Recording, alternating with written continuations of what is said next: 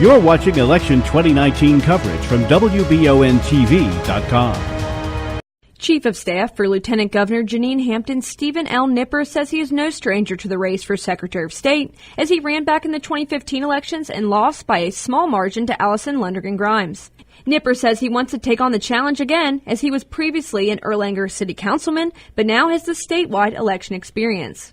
One of the primary focuses of his campaign, Knipper says in his 2-minute sit-down, is to make the office more automated, especially with the prolific use of smartphones being so prevalent these days.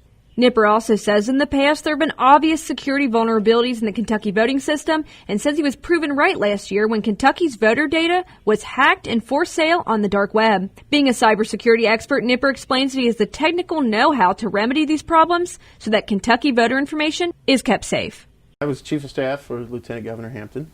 Actually, I met her in 2015. Now, when I ran with her, I was a Secretary of State candidate and then nominee. Came real close to beating Alison Grimes. Now, but you got to wonder though. I was an Erlanger City Council member before then, and so I never really had much experience statewide. So nobody knew who I was. I'll say, from a party standpoint, the Republican Party wants to attract younger voters. If you want to do that, you probably make your office more automated, and you make your office more usable from, this. Right.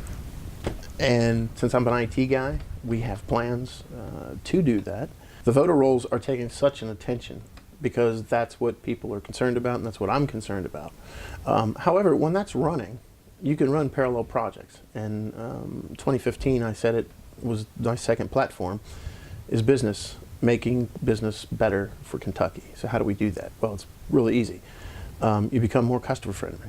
You go, and I've worked with economic development team, and I went to them and I told them my plan, and my plan was basically give better customer service to people that are going to be bringing businesses to our state. My third plank, real quick, would be probably adoption process improvement.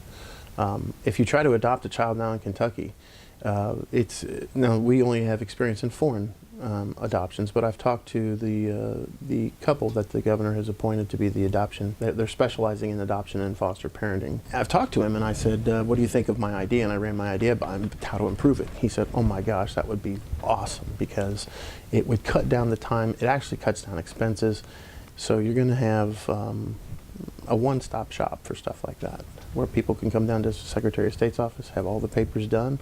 All the municipalities still get their money. I'm not trying to cheat anybody out of money. It's just more efficiency and better customer service for our citizens. One of the things me and two of my friends are working on is how to get an electronic voting for veterans overseas. Because right now, overseas voting, it's a nightmare. You have to, you send it in, but it's the process you got to go through. You got to fold your own envelope, write something on the outside. Again, it's this labor process, voting for the person you want to have something done.